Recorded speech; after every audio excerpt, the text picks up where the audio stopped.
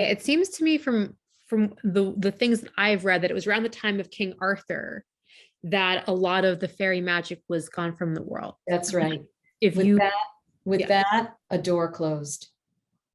The veils got thick and the worlds separated. That was the end of it. And I'm going to be teaching a course also called Heal Yourself in Our World through Reclaiming Guinevere, Arthur, the Fae, and the Round Oh, Table. wow. Oh Yeah. my God, I want to sign up for that. Oh my Yeah, goodness. that's going to be in June, last 2 weeks of June of 2022, but that will remain available on demand. This is a very important part of our history, that Arthurian time, and it's been totally obscured who Guinevere was.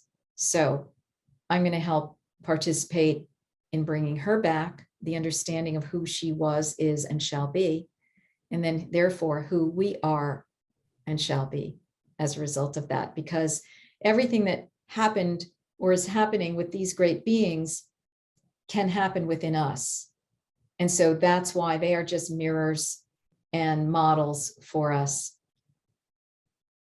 Yeah, no, I've heard like some people say that, Morgan Le Fay, for example, is like a fairy woman, or even Guinevere was a fairy woman. Guinevere was a fairy woman. And that literally changes, I feel like, all of the history, again, all That's of the right. history that we have been taught for Yeah, like me, my whole life. I And it know. blows me away that it's been thousands of years, that it's almost like Mary Magdalene. We've been Absolutely. taught thousands of years the wrong history. That's right. And that's what's happening.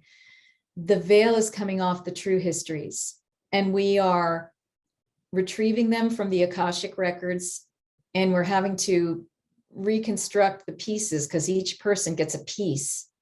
Mhm. And then we all have to kind of put it together. So my course is going to put together some of the pieces that, Lisa Renee is putting forth. Wendy Berg, who's the one who wrote about that Guinevere is a fairy queen. David Spangler, who's a she channeler, and others. Okay, me coming through with my own information as well. We're all piecing it together. I have pieces they don't have. Each of them has pieces that the other doesn't have. And we're having to put this together and understand what happened so that we can understand what we need to do and how we can go forward with more power. Absolutely. Okay, I definitely want to take this course because I've noticed that like as I've been conducting these interviews, it seems to keep coming back to King Arthur. And I'm just like, what happened? It's like, I know. And so I'm really excited that you're going to be unveiling some of that for us. Yeah, I mean, this started for me quite a number of years ago, really back in 2014, 15, I started getting downpours of in my medicine sessions of King Arthur and Guinevere. Because see, what happened is I'm a major researcher and oracle for divine birth on the planet. Yes. As a real thing. And therefore, when I went and looked at those legends, I was able to understand what happened there from the divine birth perspective and the perspective of the monarchy. And that's what's going to be in the course. And partly, and what I received is that one of the beings that I connect with as an emanation, I'm not saying I'm the soul reincarnation of this being, but it's Guinevere. I was told that in a medicine ceremony. And I just have held that lightly. And it's like, well, what does that mean? And it's like, well, that's kind of why a little bit about what happened and what went down there, that you're going to be adding to the world's log of history. And so I'm like, wow, okay. And again, I didn't have all the pieces. I've had to read Wendy Berg and, Lisa Renee and all this other stuff. And so we are reconstructing this because this is a major, this is a major re-understanding that we need, is what happened in the British Isles with Guinevere and Arthur, and the good, the bad, and the ugly of it, and what it means for today. These are not just static historical pictures. They're coming out of stasis, in fact, is what Lisa Renee is telling us. And as they become reanimated, we're all feeling the web being kind of touched. And we're like, whoa, hark, what is that information? So I'm just getting more and more and more connectivity with this, and realizing this is huge.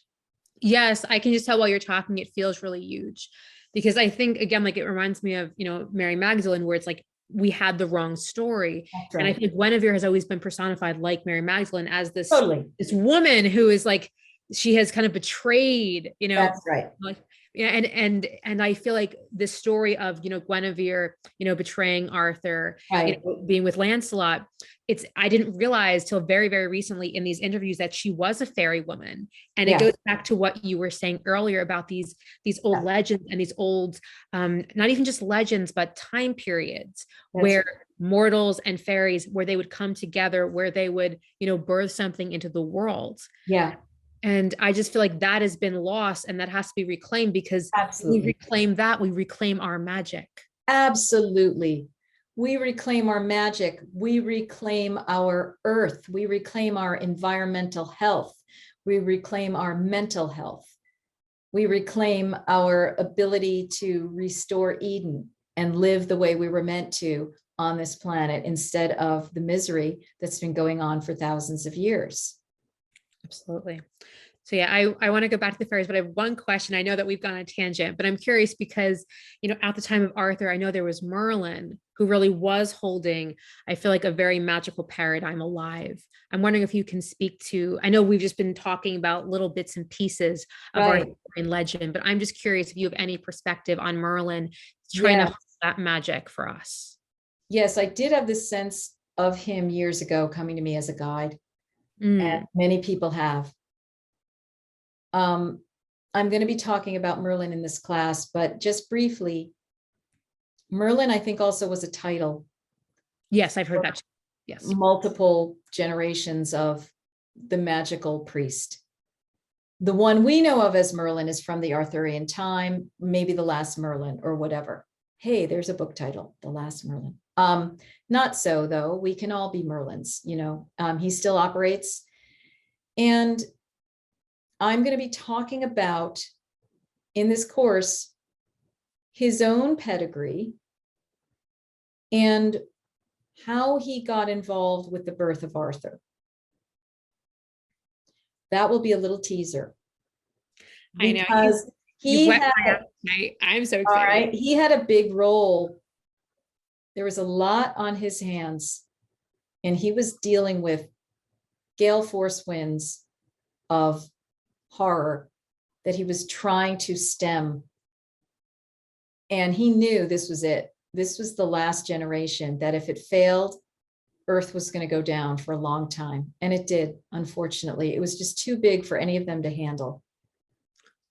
That makes sense. No, that makes sense. It's almost like the way I'm kind of seeing it right now in my mind. It's like in that moment, we went down a very dark path, We went down a dark path. for centuries. And that's why this moment in history is so important. And that's why we have to remember right now everything you're saying about Arthur, about Guinevere, about Merlin, Yeah. because this is when we rewrite it. And yeah, this is when we rewrite it, because they were like the Latter-day Saints.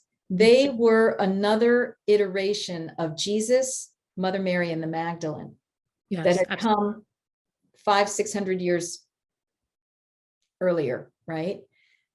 Arthur is an emanation of Jesus, and Guinevere is an emanation of Mother Mary Magdalene. And they were trying to hold and reinsert that energy into the British Isles, and they were not able to do it. There was just too much. But then, now, like you're saying, now is the time. Absolutely. And if enough people wake up, we can turn this ship around. I feel that too. I feel that. I think that the conversation was meant to be steered in this direction. Yeah. Just because because we can't talk about the fairies without talking about this, because this is an integral part of where we need to go, how we need to work with the fairies. I mean, it is serious business too, as much as it is play and lightness. It's like there's a big job to do, but the fairies are all about how do we do it with ease and grace and joy and no more warfare. So we're going to be awakening Arthur and Guinevere with that, with fairy energy. not with Knights Templar energy, which it distorted the whole thing. And all of a sudden they're going to, Israel and whatever the heck they're doing, killing people. No, we're not going to do that. I know. I feel because again, it's like the awakening of the divine feminine on the planet. I That's think right. that's the difference, is that now we have. It's the fairies in connection with the divine feminine. That's why it's crucial to reawaken Guinevere from stasis. Absolutely. Wow. I'm just so excited. I can't wait to take this course. Yeah. No, that's like, sounds to me really wonderful. And I just feel like it answers questions that have been heavy in my heart, because when I was called to put this together, I just knew there was illumination was the word that kept coming through for me. And I didn't know what was going to be illuminated, but I feel like a lot of what you've been shedding light on today, it's not just, obviously it's not just for us here, the two of us, but for anyone listening. That's right. And I guess my question now, I'm wondering for the people who are listening, I know they can take your course to learn more. Is there anything they can start doing right now I feel like to facilitate this shift now that we are knowing and understanding, I think, what was lost? How do we come back and reclaim it? Go outside a lot. Mm-hmm. Walk, breathe the air, pay attention to your surroundings, re-enchant yourself with nature, sit at a tree, listen to its wisdom, and make sure you're out in nature as much as possible, appreciating, giving it love and feeling its love back to you. As you do that, you start connecting with the fairies, the enchantment, the nourishment from the spirit realm. You'll get ideas, you'll get fulfilled and filled for your life, etc. And then it can just go from there. Awesome. Okay. So I know we're like getting to the end here. I'm wondering, what is, I would say, like the most meaningful or important lesson that you have learned from the fairies? Lighten up. That's a very good lesson. And they have to keep reminding me of that because, I'm so serious. So, whenever I remember that, it's like, oh yeah. I know. I think that's what happens when you're someone who is, I feel like you're so knowledgeable. And that's right. I feel like you have, for me, it's like, I've always thought you had like a very Athena-like energy. Oh, totally. She was my first goddess, right? But, Athena's got to go play with the nymphs too. Mm-hmm. And, Athena and Artemis, the nymphs were their greatest attendees. So clearly there's a link even there. Mm-hmm. Absolutely. Right? So there's, when we go back and look at these ancient stories and we get information and medicine from them. So we need to attend to our inner nymphs. I love that. It's like, make that the catchphrase for this. Attend to your inner nymph. That's perfect. Right. That's right. Yeah. Attend to your inner nymph, reclaim Guinevere. Yes. So before we go, I'm wondering, like, you don't have to do this, but I'm wondering, like, as an oracle, if you're able to bring any messages through from today that they might want to share with us. Oh, great. Yeah, let's just see here. I'm just sensing from them greetings from the land of the Fae. That they're just sending so much of their love to us. They're just delighted when these kinds of intersections happen, where humans start talking about them and paying more attention, because it's the epitome of mutual beneficial interaction is humans and fairies. And there's so much for us to play with between our groups. It is the definition of a win-win situation, right? And so I'm just sensing them saying, yes, find your natural places that still enchant you. And there are many. That's where you start being reminded of us and connecting with us again. The magic will flow from there. See if there's anything else that wants to come through.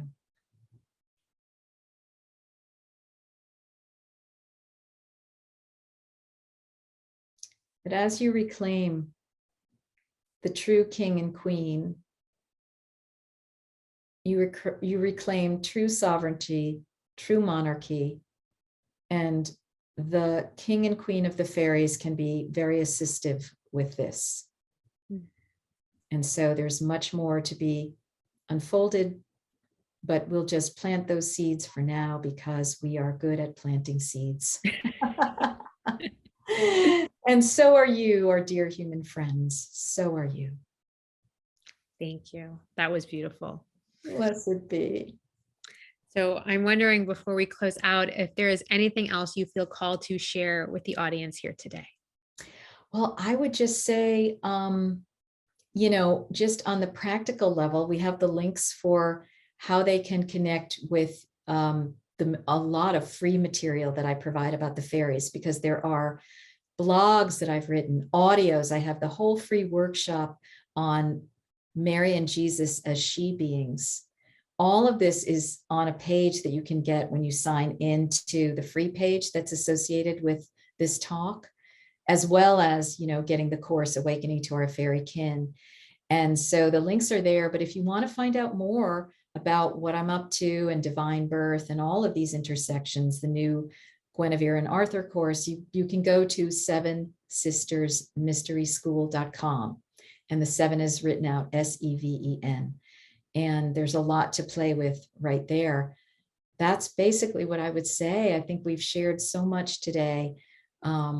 Hopefully we've inspired all these listeners, and we're encouraging everybody to, you know, let others know about this summit and these recordings, which will be made available so that others can come to this, because it's got to spread organically.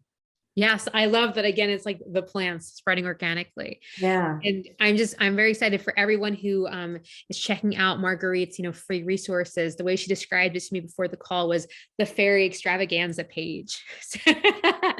So you don't want to miss the fairy extravaganza. Yeah, that's right. And you know what, Elizabeth, as you were looking at me, I'm just like seeing such a she face in your face. I mean, it's just kind of like, look at you. It's kind of undeniable. And you've even got the little ear poking out, you know, these are all the signs, you know, that you yourself, I don't know if you identify as that, but I think you have a lot of strong fae blood. So bless you. Of course you do. Otherwise you wouldn't be doing something like wouldn't this, be having this conversation. Yeah. Yeah.